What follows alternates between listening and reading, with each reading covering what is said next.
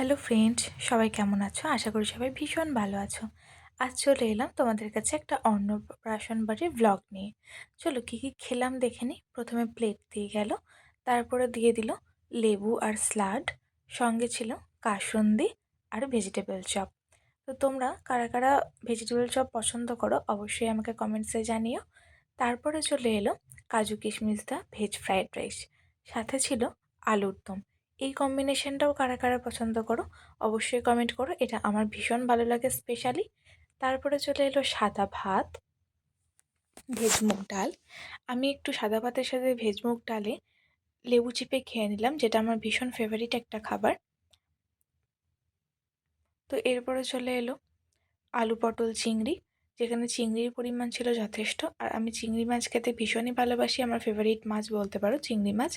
তার সঙ্গে চলে এলো সর্ষে পাবদা, পাবদা মাছটাও খুব ভীষণ ভালো হয়েছিল। তার সাথে চলে এলো কাতলা মাছের কালিয়া। তো আমি পেটির পিসটা নিয়ে নিয়েছিলাম, আমার পেটির পিস খেতে ভীষণ ভালো লাগে। তারপরে চলে এলো আমের চাটনি, পাঁপড়, পায়েস। অন্নপ্রাশনে পায়েসটা তো মাস্ট। তারপরে চলে এলো লট চমচম, খেজুর গুড়ের রসগোল্লা আর হজমোলা। ভিডিওটা কেমন লাগলো অবশ্যই আমাকে কমেন্টে জানিও। চলো আজকের মতন এটুকুনি।